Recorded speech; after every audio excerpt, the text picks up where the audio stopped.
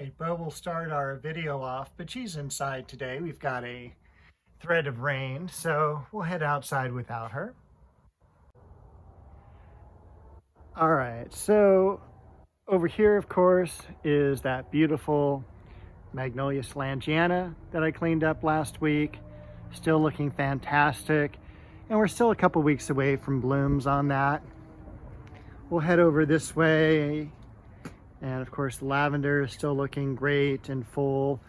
It has been pouring for a lot of the week here in Southern California, which is pretty crazy. I'll insert part of a video I took during the rainstorm.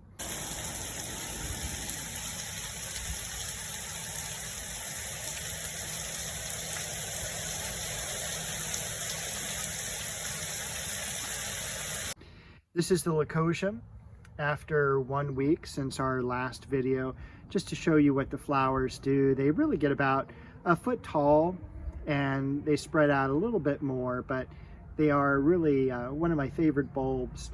Very easy to grow, naturalizes, and comes back year after year. So again, haven't done anything in this bed. More leaves have fallen. Looks like we have a lot of the variegated alstroemeria beginning to come up.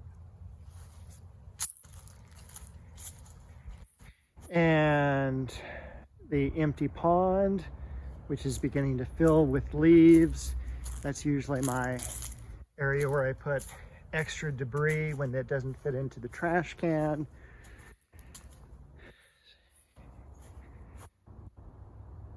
That's our dogwood tree, and you'll notice a lot less plants here. I did a whole bunch of planting this past week. I'll take you through the rose garden. First of all, you'll notice that the climbing rose has been pruned. This one looks really good. It takes a long time to prune climbing roses, so I don't like to do it. It's much more difficult compared to just a regular bush rose. Now, a lot of people say, why do you prune the bush roses so severely every year? And it's because roses bloom on new wood. So that's why you're cutting back all of the older wood down to generally about, depending on the age of the plant and its strength or hardiness, about 1.5 feet. Older roses can get as high as 2 feet. Younger roses you can prune down to about 1 foot. So that's why you do that compared to the climbing roses, which are blooming on older wood. So that's why you leave all those canes. So this bed is looking pretty nice. We're starting to get some leaves on a lot of these roses, and of course the violas are really sharp.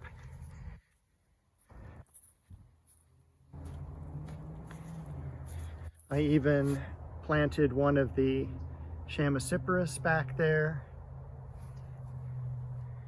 foxglove, and apricot tree. Over here, once again, the cherry tree. Everything here is looking beautiful as well. When everything leaves out and starts flowering, I'll go through the different varieties of roses.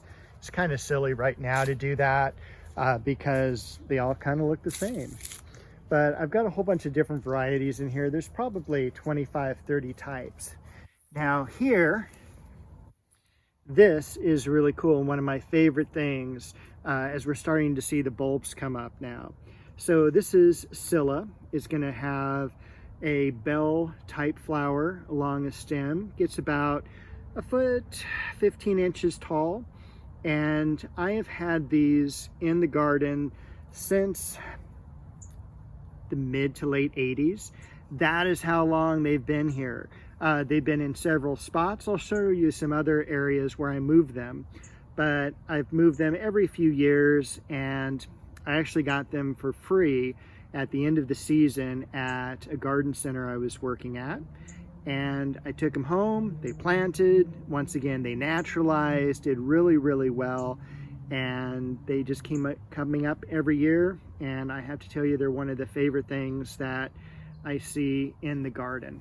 So I'll show you some more of those in just a bit.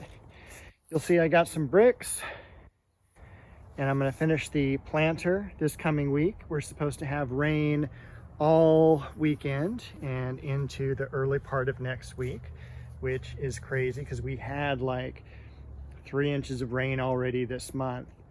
The bearded iris are looking good. Even the transplanted leonotis. I started seeing a few buds come out on that. So hopefully it has survived the transplanting. We'll know in a couple more weeks. And you might have seen the base of that apple tree. So I have taken out the apple tree and replaced it. This is the crabapple, and the variety is Centurion. Over here, I've got an osmanthus, and I know it doesn't look like an osmanthus. It tricked me as well, but it is supposed to be fragrant as well. It kind of looks like a variegated holly. I'm going to put one more in on the other side here to just kind of balance things out. But I am so excited about the crabapple, and I can't wait to see it flowering and even perhaps fruiting.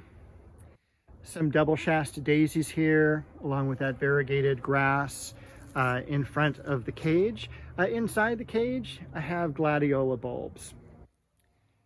That is a banana shrub in the back, and that is as farthest away from the house that I could get it, just in case the smell is too overpowering. And if it's really too overpowering, I'll take it out.